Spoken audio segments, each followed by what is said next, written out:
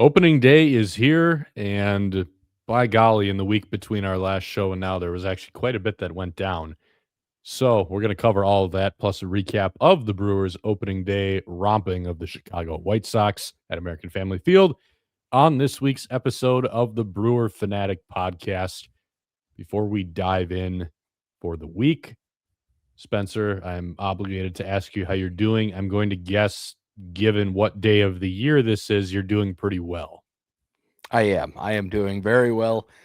Very happy to have reached opening day. Thought we were going to have to record this at a very, very late hour.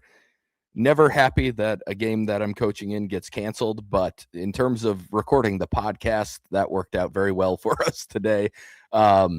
So we're getting this in at a very reasonable hour, which is wonderful. Also makes me happy because I was prepared for a very tired Friday at work. Yeah, everything's been great, though. I mean, we'll get into the Brewer game, but obviously that went much better than New York went for the first game last year. Well, game one was fine last year, but just generally that series obviously was rough.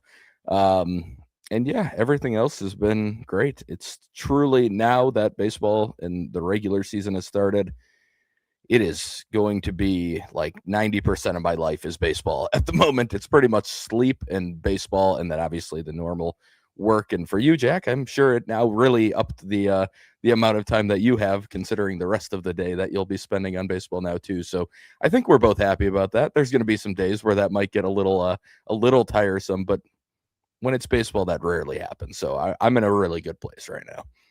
Well, it's very good to hear.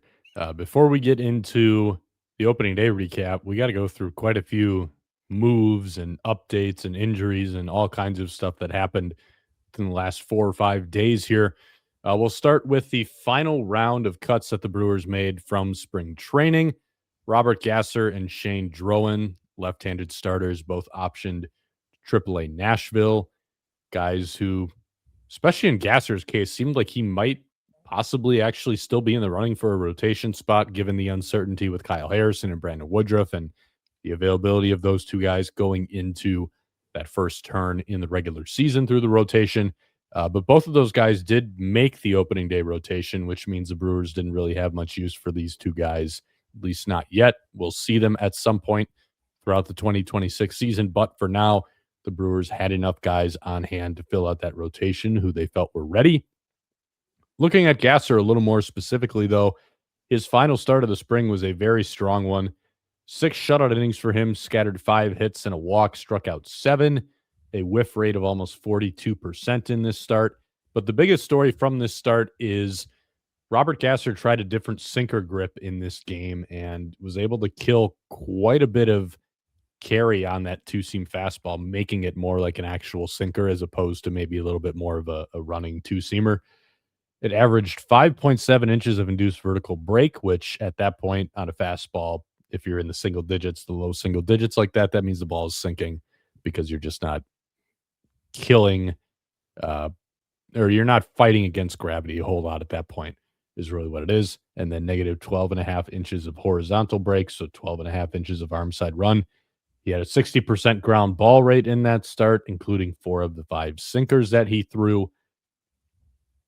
I think we talked about this a couple of years ago when Gasser debuted that I was just not, well, both of us, we weren't super thrilled with the pitch mix that the Brewers are using. We felt it actually made him a lot more one-dimensional as a pitcher because they pretty much only had him pitching to contact when we had seen in the minor leagues that four-seamer was flat enough to get some whiffs at the top of the strike zone.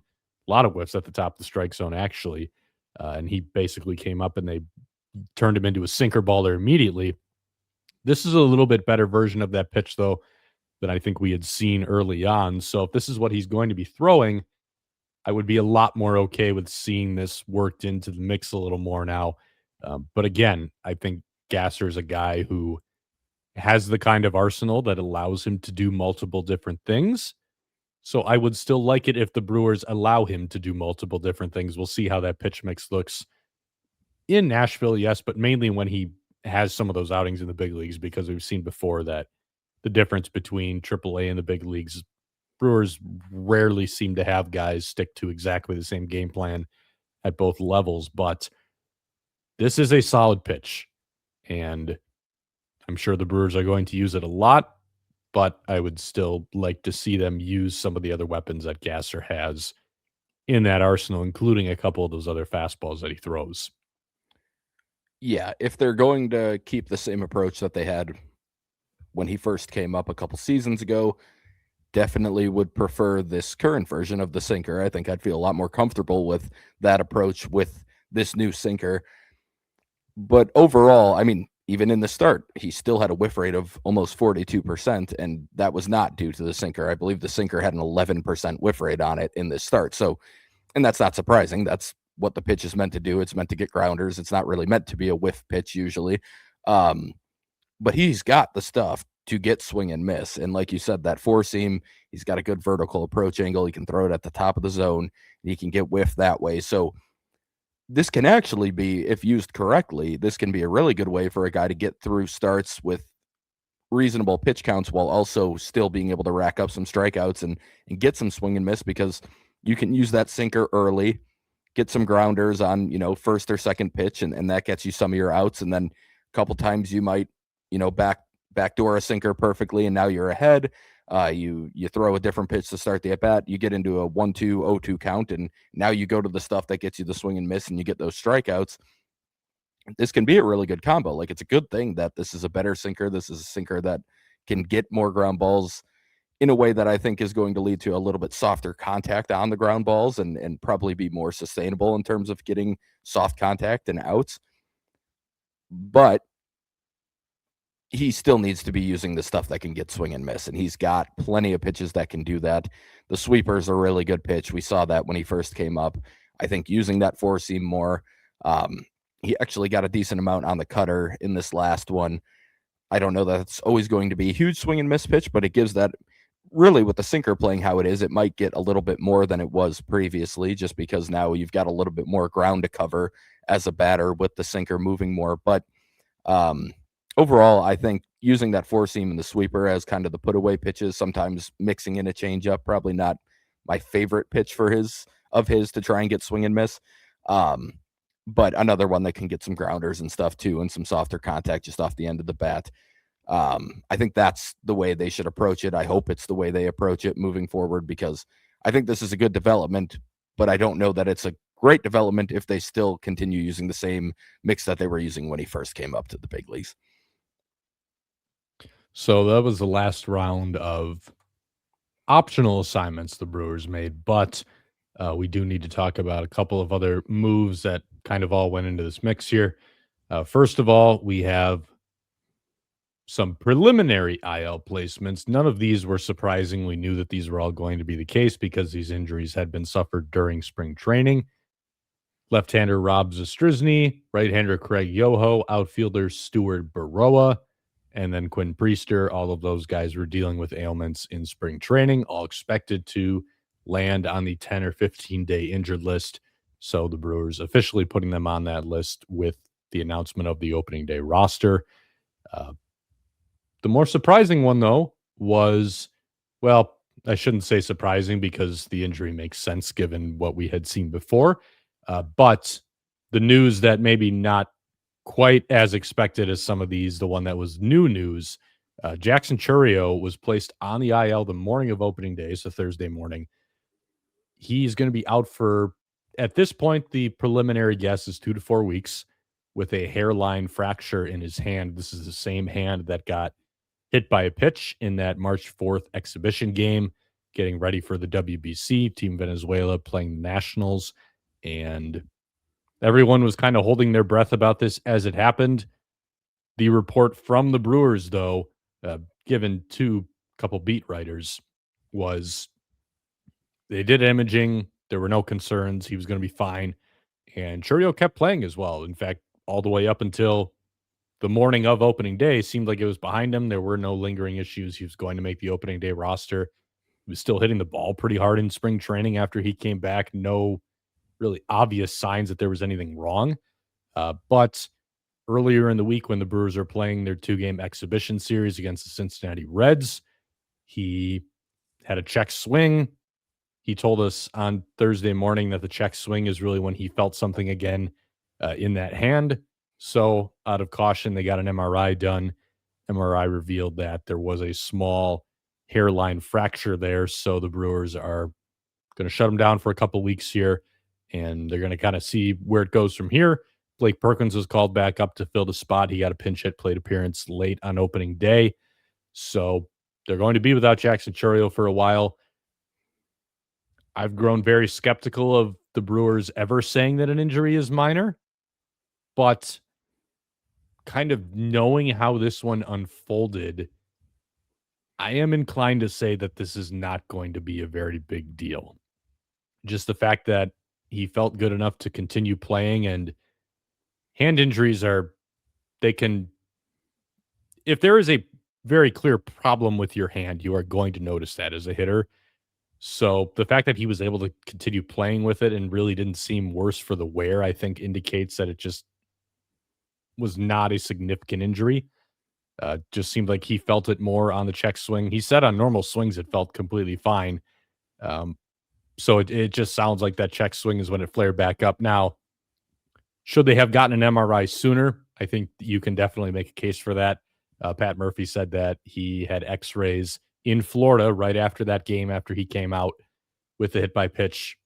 X-rays there, came back not showing a fracture. He came back to Brewers camp in Arizona, got more X-rays. Those X-rays did not show a fracture, but again, that is not the most revealing imaging that you can do. I would imagine his hand was also pretty swelled up when they were doing those initial X-rays in that early imaging. I do think, granted, I'm not an athletic trainer, but if you want to criticize the Brewers here, you probably can criticize them for not waiting a couple days for the swelling to go down, getting more conclusive imaging or more in-depth imaging, because it sounds like they don't really know for sure whether this was there during or after the original hit by pitch, or whether it was something that kind of developed over time. They just couldn't give us a clear answer on that this morning. So bottom line, though, I would not believe that this is a major lingering issue that is going to hamper Jackson Chourio's season. Yeah, that's where I would land too. Like you said and pointed out, like we saw a 109 mile per hour ball in play. I think that was on the 20th of March, so less than a week ago. The last ball he put in play on Tuesday in the Reds game was 105 mile per hour fly out to the wall. So this wasn't a case where like, oh, his power's sapped. He's clearly not able to swing the bat well. Like you said, it sounds like, and really it looked and seemed like he really wasn't feeling it on full swings. But when you do have those check swings, I mean, people have hurt their hands, hurt their wrists, just checking their swing without any issues before. So I could see where that could potentially cause a flare up or something to come up. And yeah, I do agree. Like, I think it's, when you look at it, and obviously now it's very easy to say, like, they should have, after a couple days, like you said, once the swelling goes down, they should have got the MRI. I also think I can see how what happened did happen. Like, you're talking about a guy who is getting the chance to represent his country for the first time. He gets X-rays after this issue. He comes back to Brewers camp. He gets more X-rays. Nothing shows up. His hand is not bothering him when he swings. He wants to go play in the WBC. He's kind of it's a quick turnaround here. We're talking about a timeline where they're about to start games. And like, it sounds like Chourio was very upfront with the Brewers on how he was feeling, because he's the one that said, hey, we should probably look at this again after it started hurting on that check swing. So I don't think this was a case of like anyone like maliciously trying to avoid, like, I don't think he was like, oh, something's wrong, but I really want to play for my country. I want to do this, and I'm willing to jeopardize, something with the Brewers here. I don't think that was the case at all. And I don't think the Brewers were like purposely being negligent in what they were doing either. Like, they got these X-rays. He's not feeling pain when he swings. Should they have got the MRI? I think that's obviously a yes. And again, it's very easy to say yes now. I think people, in my opinion, people have gone a little bit overboard on how ridiculous this was from the Brewers' perspective to not do this. Like, I get it. I do think ideally they would have done things differently, obviously, but I get how this happened. I don't think this was some crazy mistake from the Brewers' perspective. I don't think this was something where, like I said, Jackson Chourio was maliciously or just over the top, like avoiding the issue because he really wanted to play for his country. I think it was a weird situation where he wasn't feeling pain until he had this weird check swing where he tried to hold up, and then it flared up again. And it sucks. It's unfortunate. It's definitely a bummer. It's not ideal for the Brewers to miss him for up to a month on the original timeline here. And given he could play through it, I'm with you in terms of like this feels like one time where it's a lot easier for me to buy it's a minor injury, it's going to be a short timeline thing than it has been on some of the others that we've seen over the last couple of years. Like again, a lot of the math here just kind of feels like if this was October, I think he'd just keep playing through it. Like, I don't think this is something he'd even be shut down for based on what he's saying, because even after a day, he basically said he's not feeling it anymore when he talked to the media. Like he doesn't feel it at this point. He just felt it on that check swing, and then the MRI that they finally did do showed a hairline fracture. Again, it's unfortunate. Was it handled completely perfectly from the Brewers? Obviously not. But I think it's just one of those things where it just didn't work out perfectly, and I don't think it needs to be a huge deal.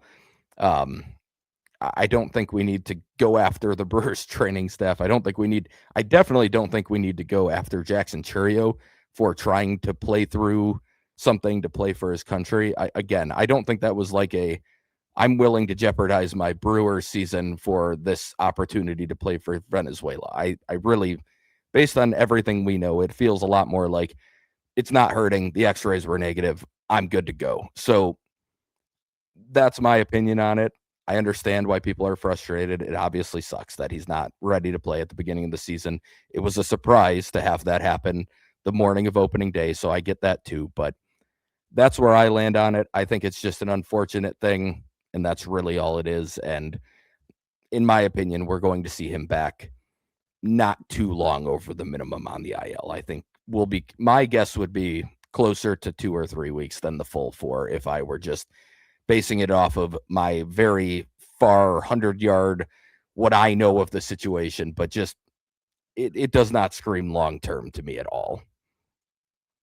So, like we said, Blake Perkins was called up in the corresponding move for at least a couple weeks here. That means probably more opportunities for him and for Jake Bauers. Jake Bauers got the opening day start in left field in Chourio's place.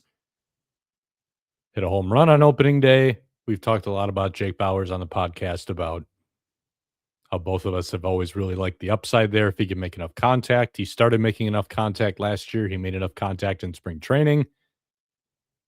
Did strike out a couple times today, but again, he's never going to be a contact hitter per se. But you could see the upside already continuing to translate in this first game. So I don't think it's the worst thing for the Brewers to get him more opportunities over a couple weeks here and kind of see a little more regularly what they have there. But he and Blake Perkins are the two that stand to benefit the most from maybe a little more playing time for Bauers in left, and then depending on kind of who's all out there in the outfield, either left or center field for Perkins. Yeah, definitely. I do think that's maybe the kind of hidden positive here is that it does give Bauers a more clear-cut opportunity here, just given how well he did hit in spring training. You're not going to see him start against lefties, I don't think, but you'll see him out there, I think, pretty regularly. Maybe at first, some days, maybe even DHing a couple times, but this should give him a pretty clear path to being in the lineup against righties. I would think pretty much every time there's one on the mound to start a game. I'd be pretty surprised if he's not in the lineup against a righty while Chourio is out. That might change a little bit once Chourio comes back and there's a little less of a clear path, but right now, given how he hit in spring and given the opportunity and the opening here in the lineup, like he's going to get a chance, I think, to show what he can do. And maybe that buys him a lot more playing time when Chourio does return too. Like there's the chance he just kind of keeps rolling. And I think he stands to benefit the most. And then, like you said, Perk gets to be back on the big league roster, which means by default, he has a better opportunity than he was getting in Nashville. So however much he plays, I'm not totally sure, just given he was already behind everyone else clearly in the pecking order, but they'll probably try and get him in some games. He could be a defensive replacement for a Bowers in a game where that makes sense to make that move. So yeah, I think definitely those two are the ones that benefit the most. Finally, the Brewers made a trade in the days leading up to opening day. On Tuesday, they acquired right-handed pitcher Jake Woodford from the Tampa Bay Rays. They sent pitching prospect Casey Hunt, 2024 Brewers co-minor league pitcher of the year. Casey Hunt had a little bit of a more of a middling campaign in Double-A last year, so kind of fell down the organizational depth chart a little bit. But the Brewers sending him and cash to Tampa Bay for Jake Woodford, who is a veteran swingman, a former first-round pick, actually, the St. Louis Cardinals several years ago. The Brewers saw him quite a bit when he was in St. Louis for a couple of years, but he was in camp with the Rays on a minor league deal. His career numbers have not been flattering, especially the last 2 or 3 years here for him. He was in camp with the Rays on a minor league deal, had an upward mobility clause, exercised that clause, and then the Rays working out this trade with the Brewers. Corresponding moves, because Jake Woodford is out of options, he was going to get not only a 40-man spot, but get an active roster spot. Akil Baddoo was transferred to the 60-day injured list. As a reminder, he's dealing with a leg injury that's going to keep him out for quite a while here, probably about half the season. So he was placed on the 60-day. And then Easton McGee, who was going to make the Brewers opening day roster, he was instead optioned back to AAA to make room for Woodford on the active 26-man roster. I would imagine a lot of people are probably looking at Jake Woodford's body of work and assuming this is just kind of last second, quick Band-Aid veteran, can just cover some innings for a couple of weeks and then we move on from him. And maybe that's the way it goes, but given both, number one, that the Brewers did trade Casey Hunt for him, and I know Casey Hunt did not have a good year in Double-A last year, was not really seen as a rising star so much in what is a very, very deep pitching system. But like I said, this is still a guy who, as recently as 2 years ago, was coming off a very, very good campaign where he really put himself on the map, was the organization's co-minor league pitcher of the year. Probably getting to the point where he's getting a little bit old for the level that he's pitching at, but not terrible yet. He could very easily still be right back on the radar toward the big leagues if he has a good season in the minor leagues. They did not give up nothing for Jake Woodford. They gave up some value to bring him in. And just the way that Matt Arnold talked about him too after they made that move, saying that this is a guy who's been on our radar for a long time since he was in St. Louis. And then finally looking at some of the changes that he's made over the years, which we'll dive into here. This seems a lot more to me like they actually think this guy can help them out. And the fact that he's out of options too, like giving up value for a guy who's out of options and doesn't give you a whole lot of roster flexibility with being able to send him up and down. I genuinely think the Brewers believe that he's going to be someone who maybe kind of feels like that Bryce Wilson role from a couple of years ago where, hey, he could pitch like 60 innings for us out of the bullpen with very decent results where he can be kind of a medium leverage multi-inning guy. If a bunch of guys are down for a day, maybe he could hack it in like the 6th or 7th inning of a close game. Like, I genuinely believe the Brewers think he's going to fill that kind of role. Matt Arnold even threw it out there that maybe he could start games for him at some point if they get that far down the depth chart. I don't really expect that to happen, but I think the Brewers believe there's genuine value here and he's not just a warm body. Yeah, I would imagine they have to. I mean, like you said, Casey Hunt, not the same level of prospect that he was probably looking at going into last season, going into the 2025 season. And he didn't have a great year in Double-A. Now there were some peripherals that looked a lot better than like the pure ERA. He still had a whiff rate over 31% overall for the season. So like he was still getting a lot of swing and miss. There was a lot that was still interesting there. Now, the main thing with Hunt was always that the fastball shape was at best mediocre. and the velo actually dropped a couple ticks last year. He kind of sat in like 90, 91 range. I saw a lot of 89s watching him pitch for the Rays with not a very good shape. That's a tough place to be velocity wise. Did I say watching him with the Rays? I meant watching Yes. him in Double A. Watching him in Double A. Well, you can watch him with the Rays now. Yes. Well, I probably will at one point. They usually line up with the Brewers minor league system, so I'll probably see him pitch against the Shuckers at some point. But watching him in Double A, like there were a lot of 89s. On average, the velo dropped about 1.5 miles per hour from the year before. So with an already tough shape, I was kind of looking for the opposite. I was hoping we'd see a tick or two up to try and help out the shape and just kind of at least give him the opportunity to, with all his good breaking stuff, because the slider, the curveball, both good pitches. If the velo jumped a little bit, then it was like, okay, you can hide the fastball with those secondaries and use that as kind of the change of pace. With it dropping, he fell down my list pretty far, and it was going to be more of a maybe he's a swing man. You could almost look at it kind of like the Carlos Rodriguez situation, where it's like he can handle a big league outing, but the fastball is just not really good enough to get through games, and especially as a starter. The one thing that Hunt did have going for him last year, I would say, is that he made big strides with the changeup. Changeup came a long way. It looked a lot better.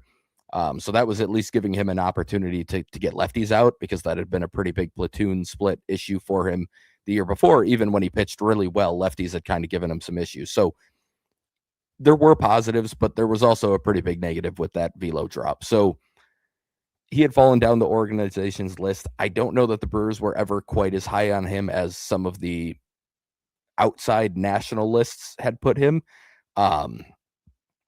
But I think they still were, he was an undrafted guy that flew through the system, got to Double A, won minor league pitcher of the year. So this is value. Like, they're giving up somebody who had some value. I believe this will be his Rule 5 eligible winter. So that does maybe make him a little bit more expendable in the eyes of a team where they're going to have a lot of guys.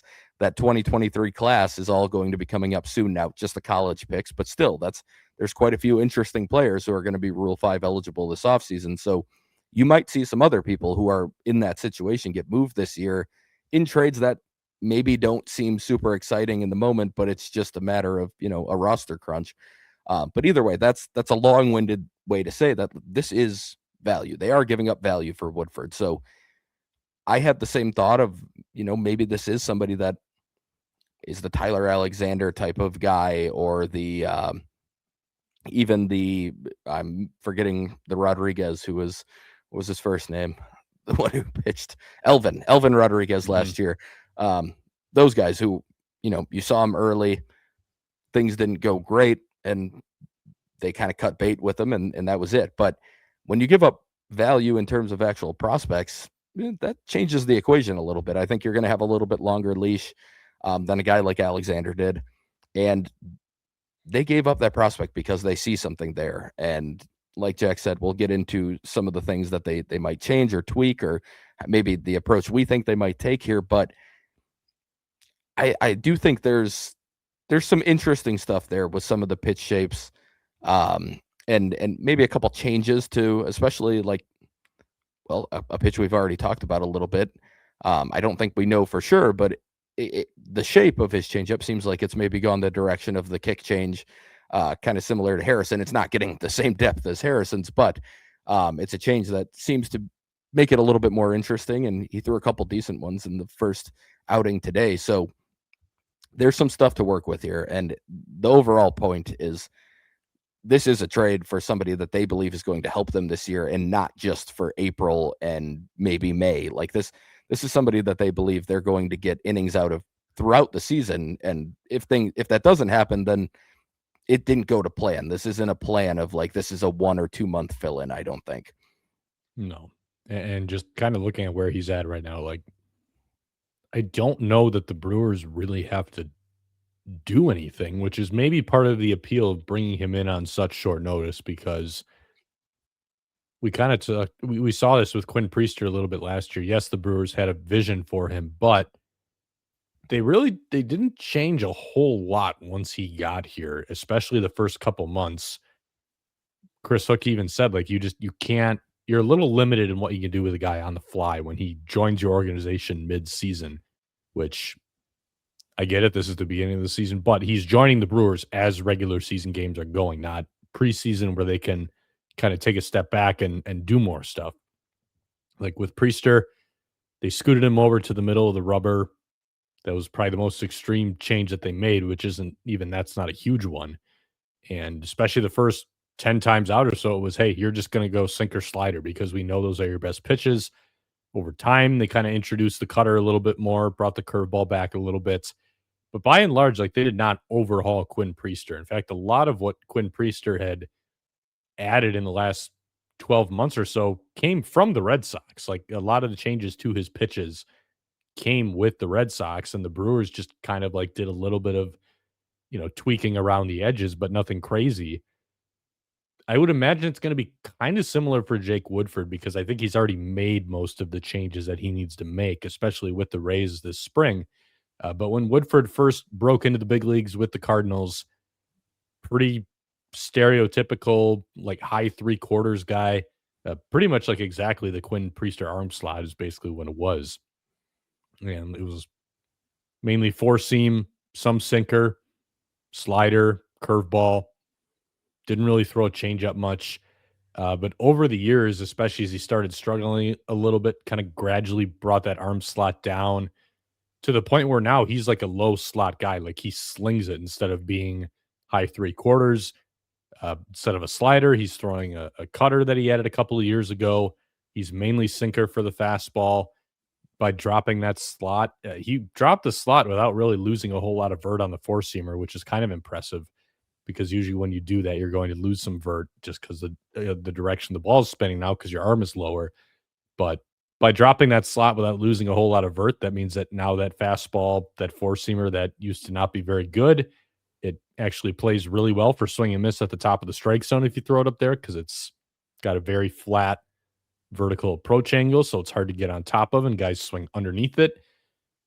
He still has the sweeper. He got rid of the curveball. And then, like you mentioned, last year was when I'm just assuming he went to a kick change just based on how he's cutting it and based on how it's moving. But that was last year is when he debuted that. Last season with the Diamondbacks, very, very poor results. Peripherals are not amazing either. But if you look a little further under the hood, got perfectly adequate. It wasn't like crazy weak contact. The hard hit rate and the barrel rate were very low. The expected weighted on base on contact, so basically what should be happening on balls in play, it was a tick lower than the league average. The bigger issues were not that guys are hitting him hard, mainly just that they were hitting him too much, and he wasn't getting a whole lot of chase. There just didn't seem to be a whole lot of deception there. Very low chase rate, very, very high contact rate, and that's kind of a recipe where even if you aren't getting crushed, like just a lot of balls in play like that. He was pitching in front of a Diamondbacks defense that was kind of a mixed bag, especially when he was on the mound.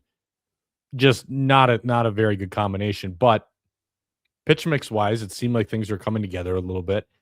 Signed with the Rays. What he did in spring training this year is what I probably would have him do anyway. Threw a lot more cutters because that is the one pitch in his arsenal. If you look at baseball prospectus, they have like tunneling metrics where they kind of try to model like, okay, how likely is a hitter to actually identify that this pitch is this pitch by the time they have to decide whether to swing or take? His cutter is the one pitch in his arsenal that's not very easy to identify. Everything else is fairly easy to identify. His cutter, according to this model, opponents only had a 48% chance last year of identifying it as a cutter by the time they had to decide whether to swing or not to swing. So it's the one pitch in his arsenal that seems to have a little bit of deception to it, which I think makes some sense because he basically spins it like a traditional fastball, and then it's got that kind of late little bit of glove side cut. It was his least used pitch last year, though. Just didn't really factor into the mix a whole lot.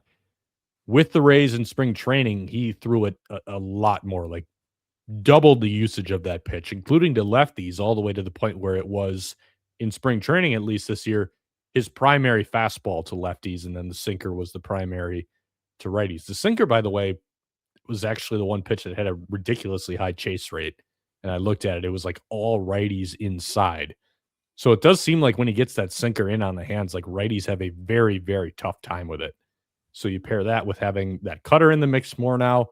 Maybe that means that now that he's got that cutter, he gets more chase on the sweeper and some of these other pitches. He had very good results for the Rays in spring training. Now, does that mean anything? Not really.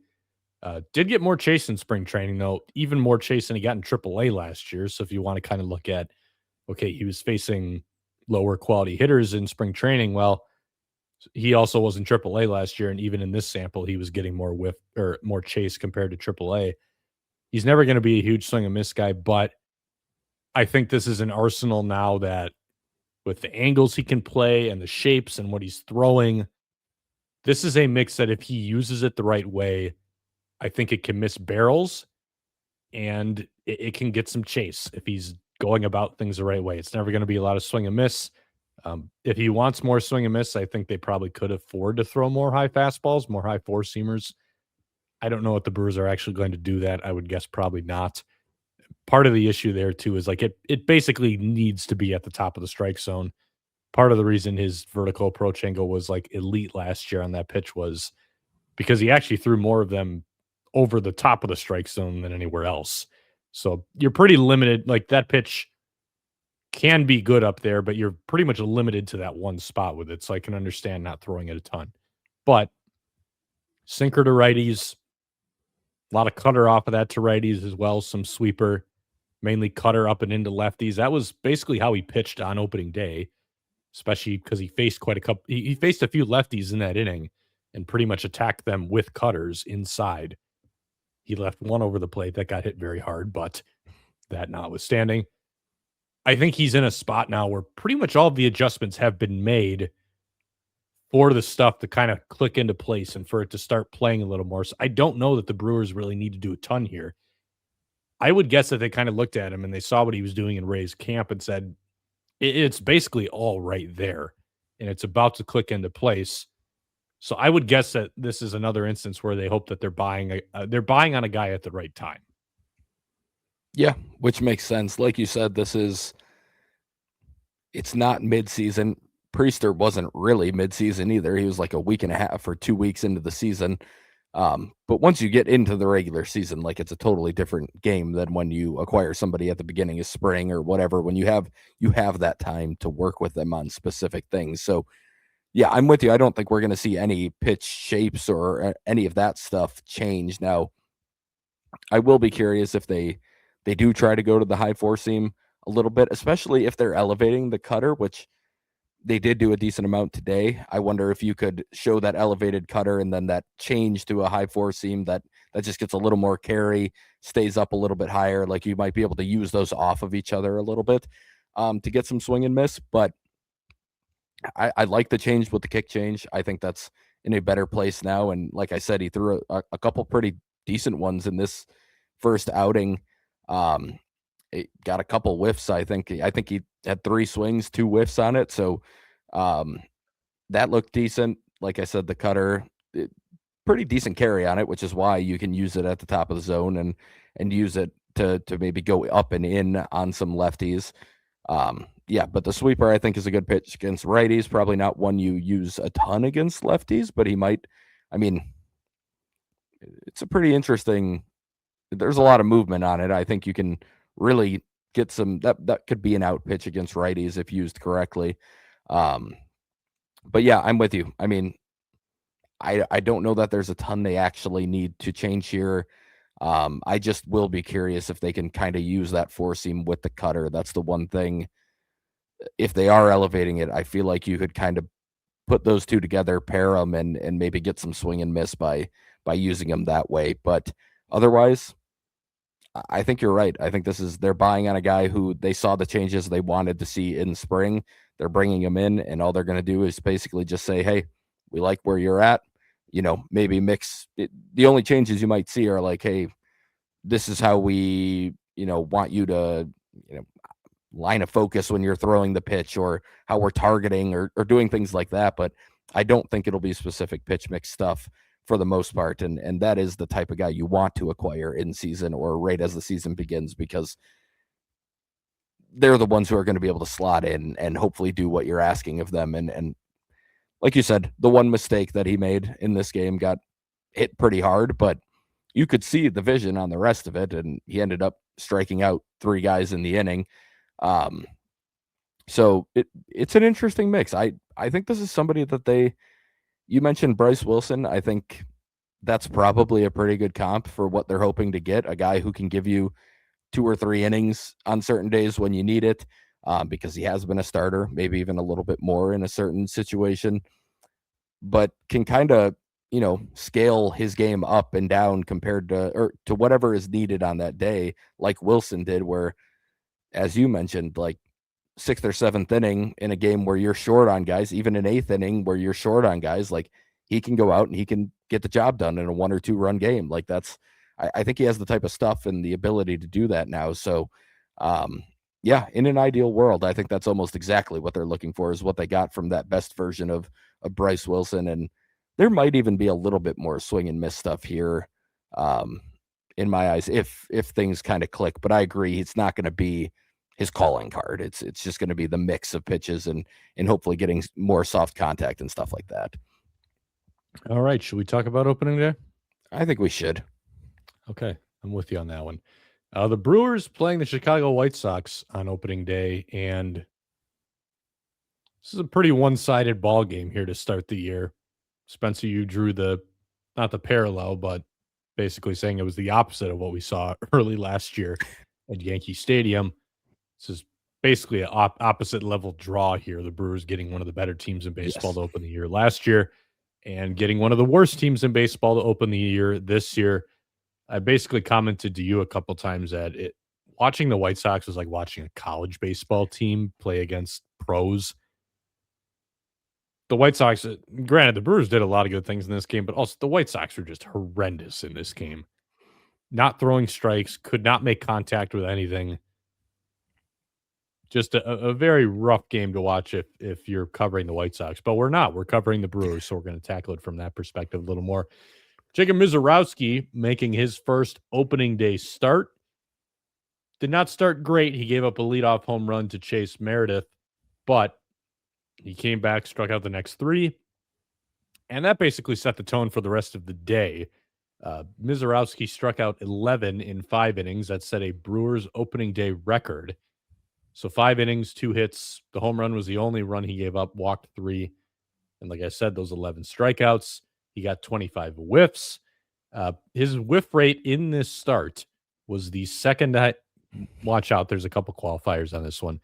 The second highest whiff rate by a Brewer pitcher in an outing of at least 80 pitches in the pitch tracking era. So 2008 is when we can start kind of sorting through this data, and it's a little more reliable pitch by pitch.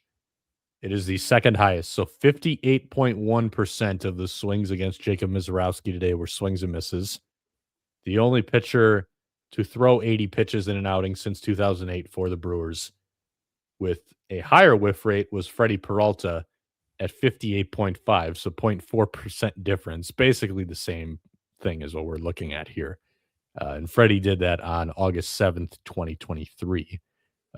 I also would like to point out, though, who's number 4 on this list, Josh Lindblom, August 16th, 2020, with a 54.3% whiff rate.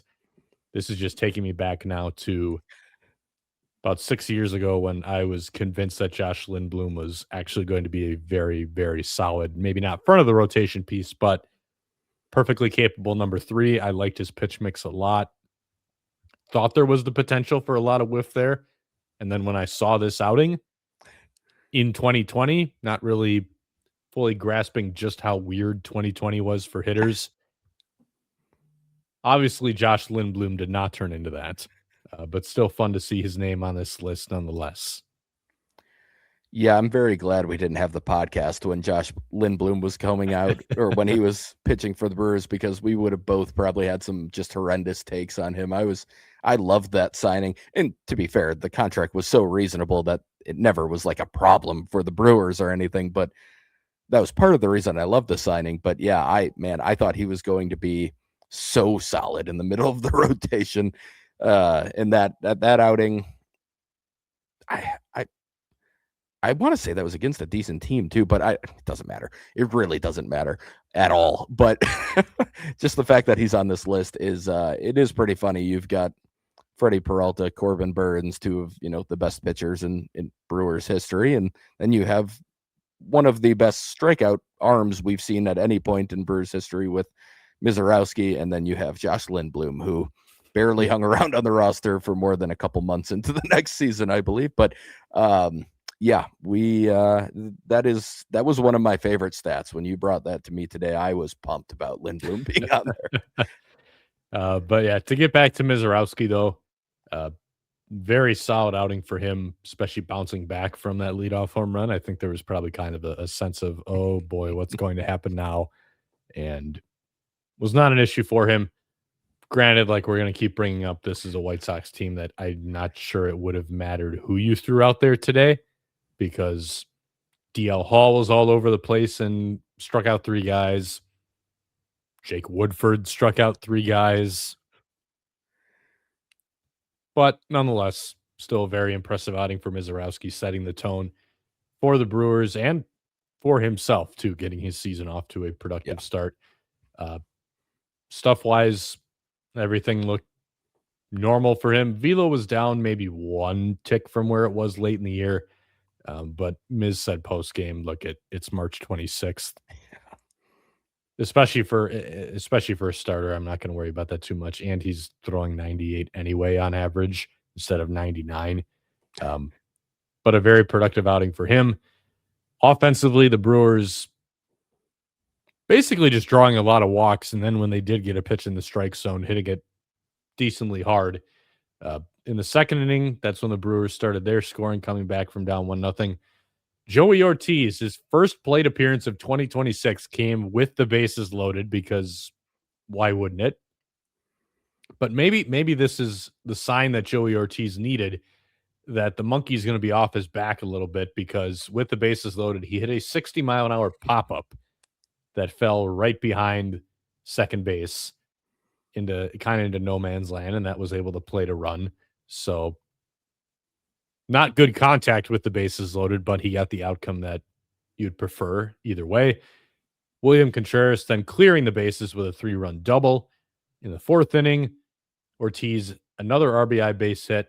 This one, he actually hit it pretty hard. It was a well-struck ball, 104 off the bat. Christian Yelich facing the left-handed pitcher and Sean Newcomb. Also made very solid contact, line drive up the middle, RBI base hit. 5th inning, Sal Frelick. If you had your money on Sal Frelick hitting the first home run of the season for the Brewers, off a lefty nonetheless. Get some help. I was going to say, come claim your cash prize, but yes, that too. And not a cheap shot for Frelick either. It was 106 off the bat, 407 feet.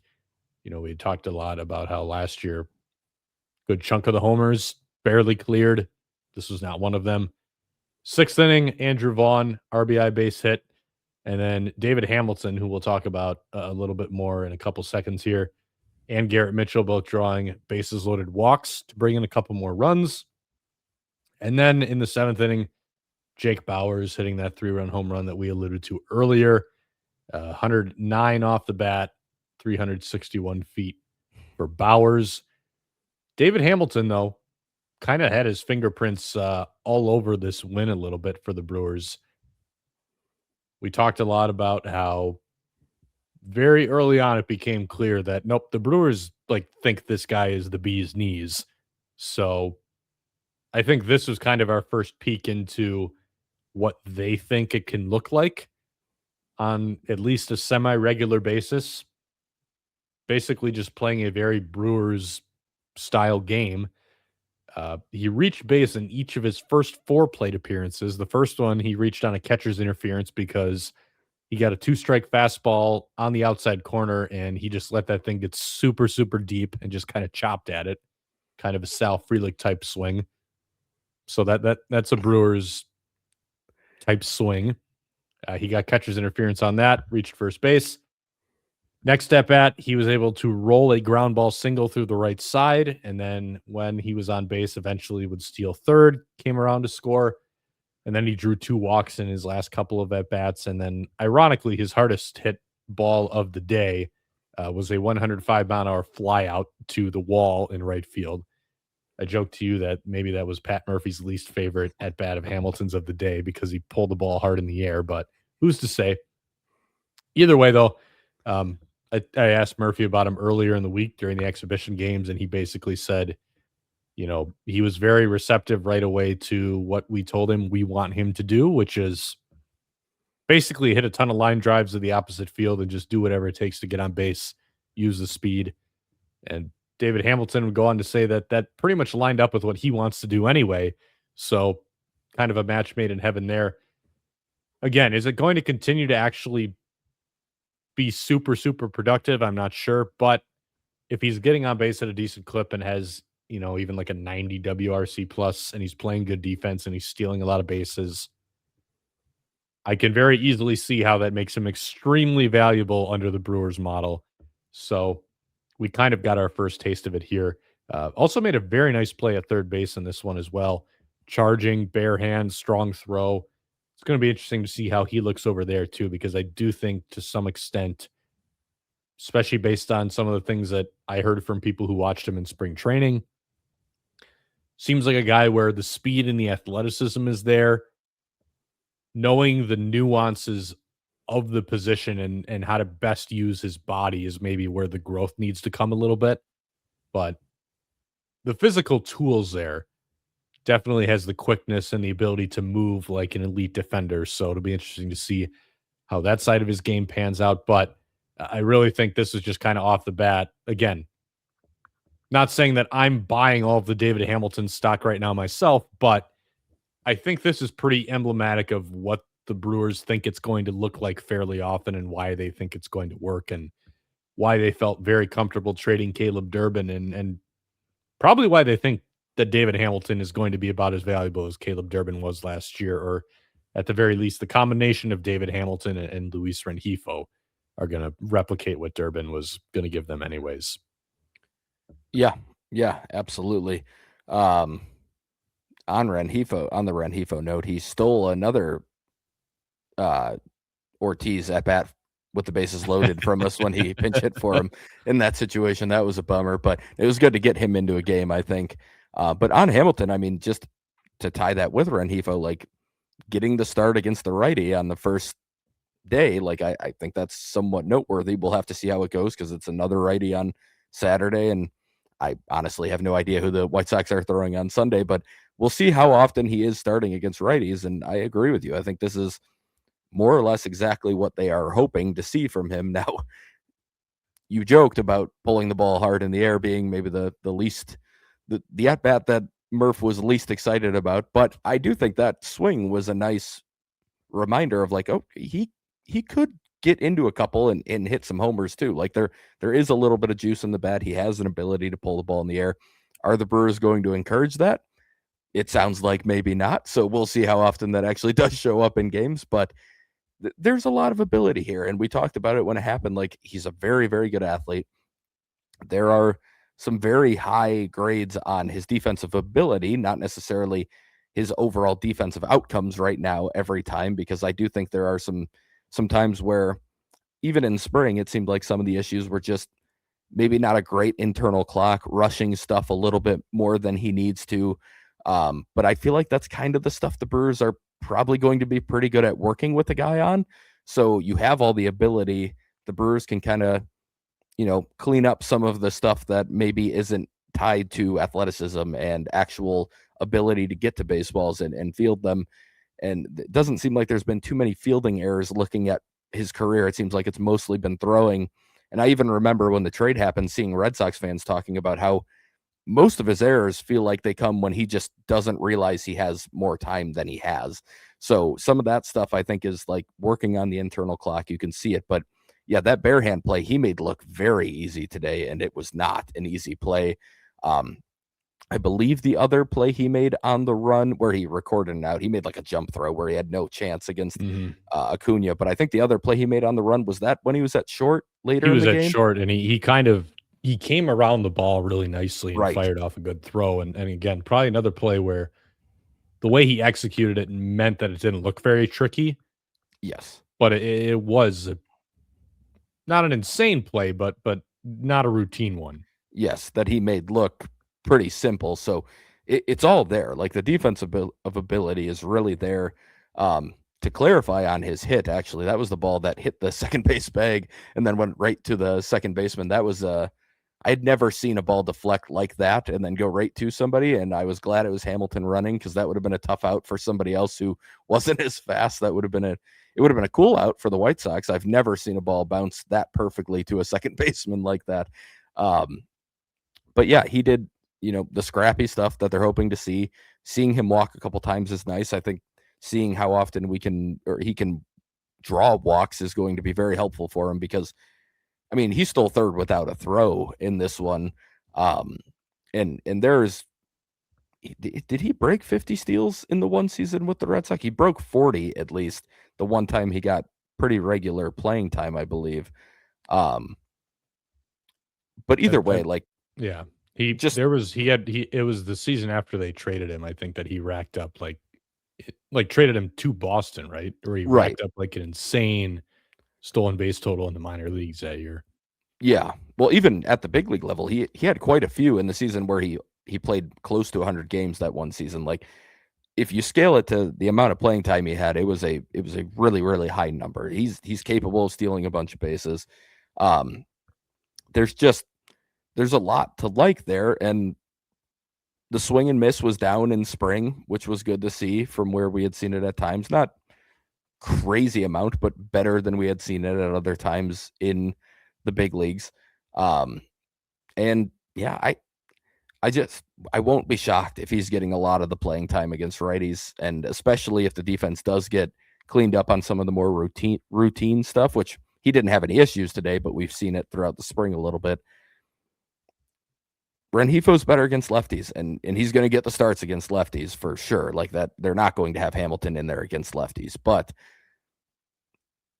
just the way they talk about him, the fact that he got the opening day start, we had talked about not a pure platoon, but I wouldn't be shocked if not too long into the season here, we are looking at more of a true left-right platoon for these guys, outside of maybe like Hamilton gives Ortiz a day off, so now you can get Renjifo in the lineup another time, or Hamilton plays some second base one day when Turang needs a day or whatever. You can get Renjifo in against them, against righties, a little bit by doing that, but I wouldn't be shocked. I also wouldn't be shocked if Hamilton does struggle a little bit and we don't see that. But I think the way he plays, the way the Brewers want to play, like you said, it's a really good match. And if things are going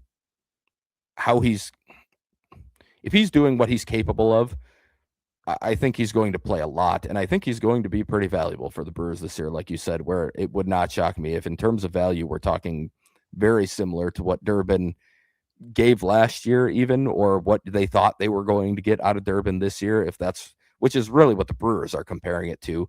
They're comparing it to how they thought Durbin was going to play this year. I understand it's easy to look at it and say, okay, this is what Durbin gave last year, but the Brewers are projecting. We talked about it with Collins. We talked about it with Durbin when they made those trades. They're looking at how do we replace the value of what we're going to get from him moving forward. And I can easily see a world where Hamilton provides that this year. Brewers bullpen then largely shutting things down the rest of the way. Aaron Ashby with a perfect inning with a couple of strikeouts. Grant Anderson with a perfect inning and a strikeout. DL Hall, things got a little messy for him. Loaded the bases on a hit and 2 walks, but again, White Sox, so 3 strikeouts. And then Jake Woodford, like we talked about, giving up that second run with a solo home run and then striking out 3 to take this one home. We did get a question from John who asked, why did Aaron Ashby pitch? I am going to give Pat Murphy the benefit of the doubt here and assume that it is because Ashby was up in the fourth inning and got hot as Miz was dealing with some base runners and the pitch count was getting up there. And at that point, if he was fully hot, I do think it just made sense to use him instead of just burning him and getting absolutely nothing out of that after he got fully ready to go. They kept it to the 1 inning. I was okay with it. If they would have tried to stretch it to 2 or 3, I would have had more problems. Um, Side note, though, someone asked Pat Murphy during those exhibition games if he planned to use Aaron Ashby at the rate that he did in the second half last year, and Pat Murphy said yes. So just going to prepare some people for that because I know that's going to stir up some reactions.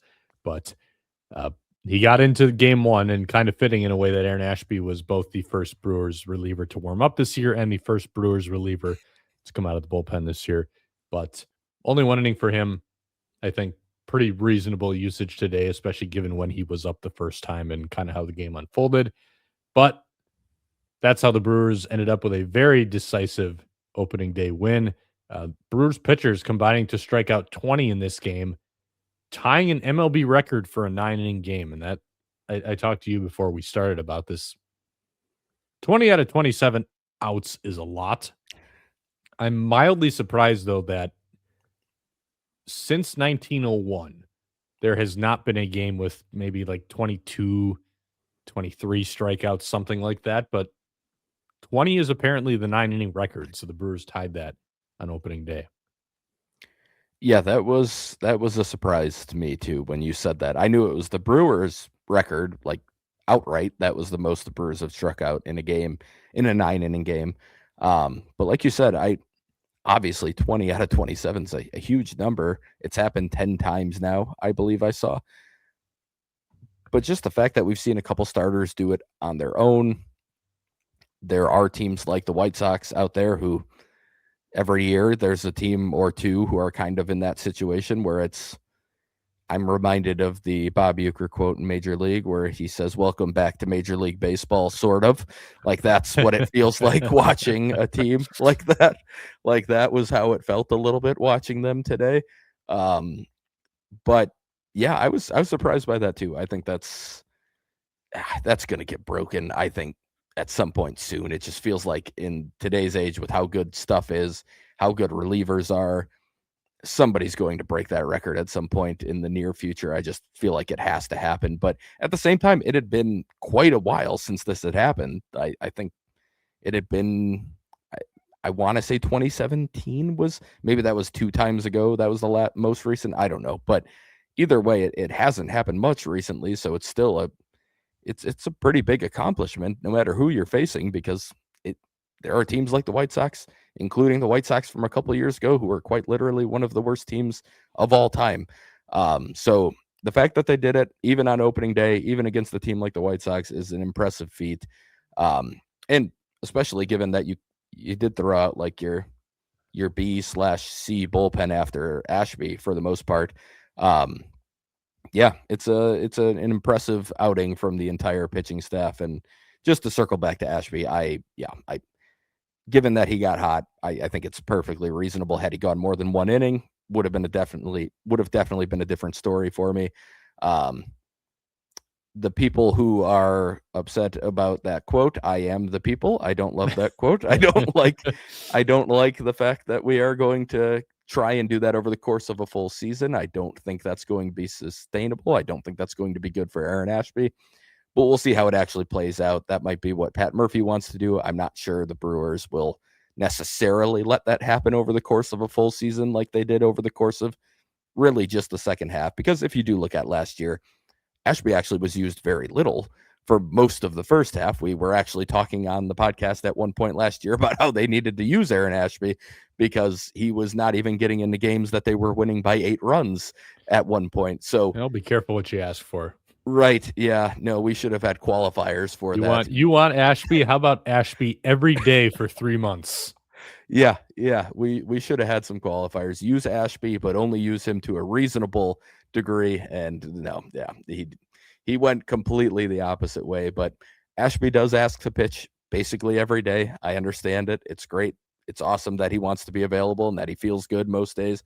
But over the course of a full season, I do not believe that will work or that is going to be sustainable. So again, I hope somebody steps in and reminds Murph that eventually the arm is just not going to be there if you continue to use him that way for a full season. But either way, he looked very good today. Curveball looked fantastic today. It looked really, really good.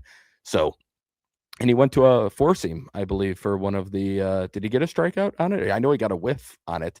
I can't remember if it was one of the strikeouts or not. I can't recall either, but I know which pitch you're talking about. Yeah. Yeah, he got a whiff. I can't remember if it was the strikeout, but either way, it should not be used much, but I do think there's value in mixing it in, especially with that curveball and how often they were throwing it today. I think it's a really good time to mix it in. So I liked seeing that. Anderson looked good, but yeah, Hall was the one guy in the pen, even though Woodford's the one that gave up the run. The Hall outing was the one that I mean, I want him to keep getting away with it, but it feels like the Breaking Bad meme where he can't keep getting away with it. Like, And I think he used up the entirety of his keep getting away with it luck last season. Because right. what did he finish with? Like a 180 BABIP or something? Yes. It Yeah, was so it was insane. I'm gonna insane. look it up right now because it was like I had never really seen anything like it. Okay, Right. 202. That's right, Still. because his last out that's because that Reds outing, he like finally that's when Right. it started to come back on him a little bit, where he actually probably had one of his better outings Yep. process wise.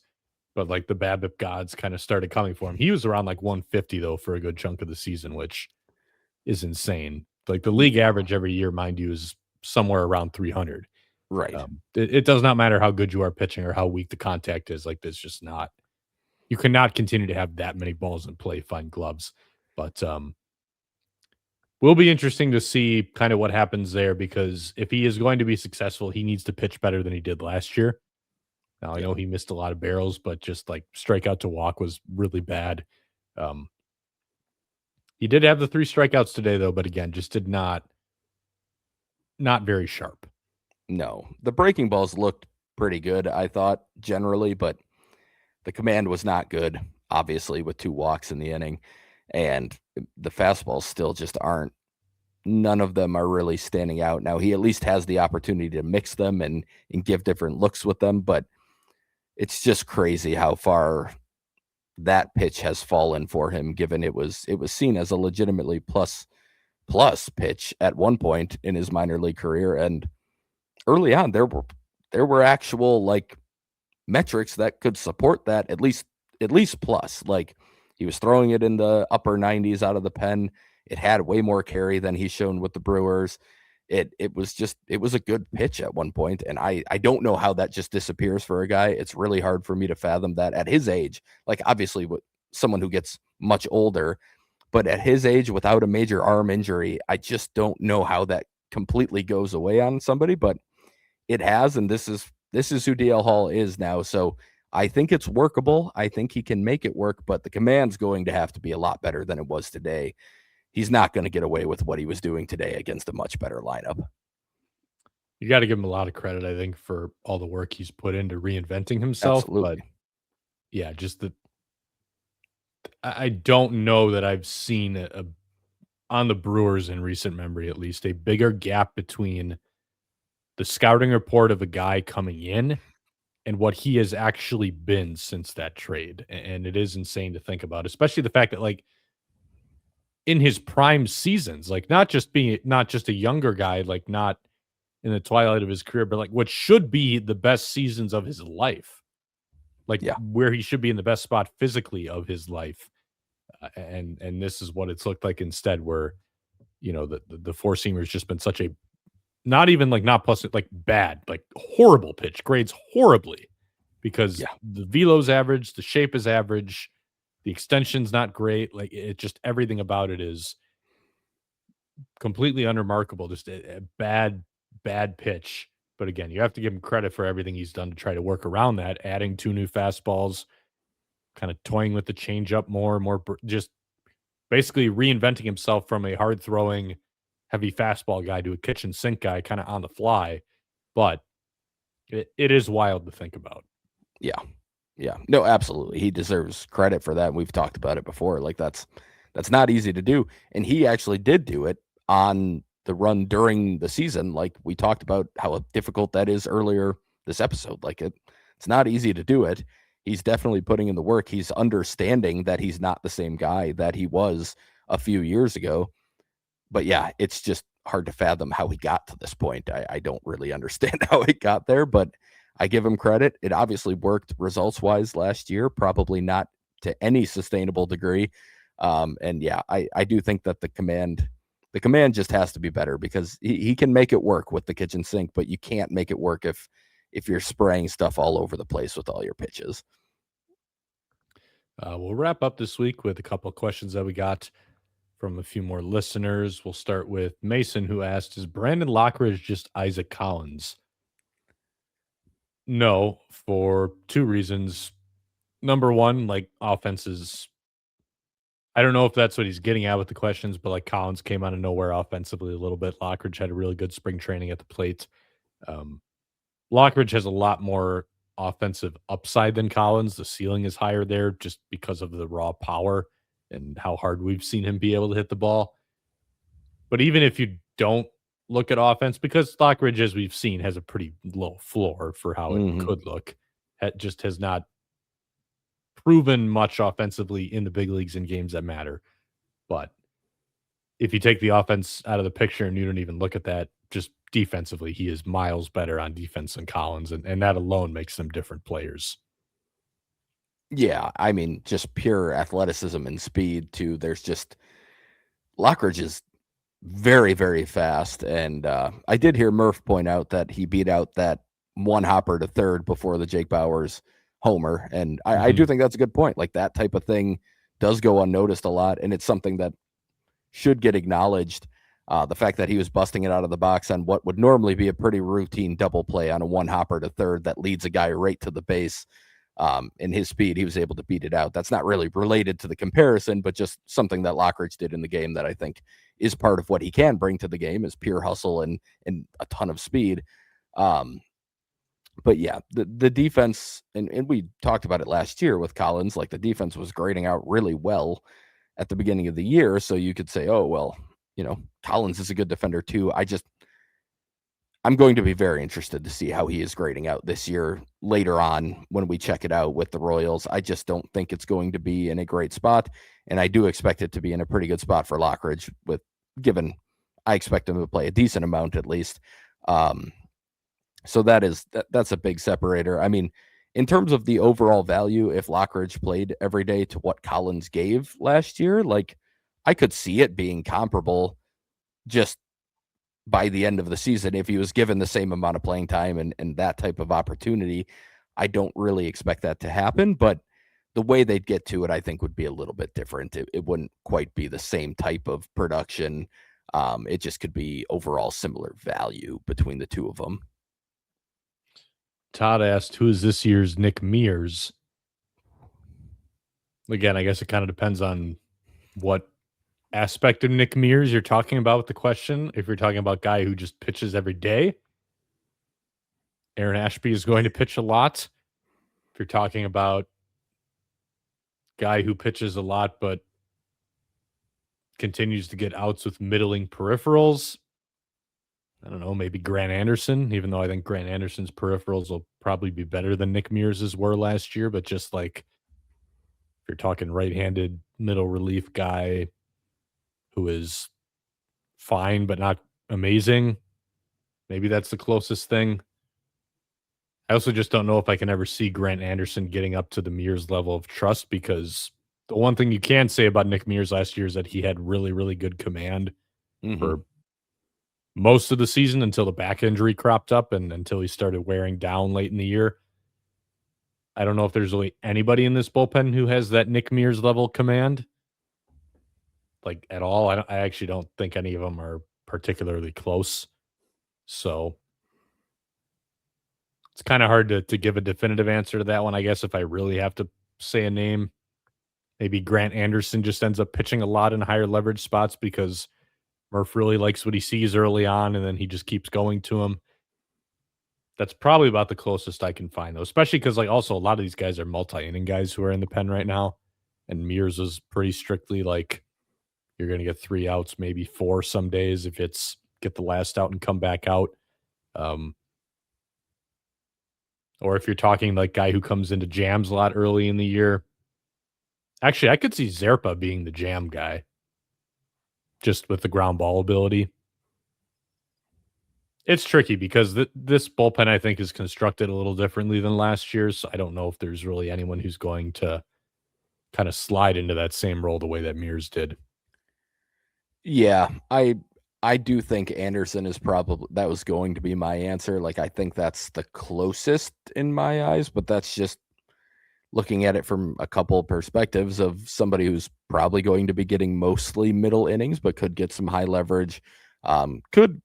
Anderson could be the guy they bring in at times with guys on base and in situations like that because he is capable of getting some whiffs, which oddly enough is not something Mears was very good at last year, which is why I didn't love when he would come into those situations most of the time, but it worked out decently.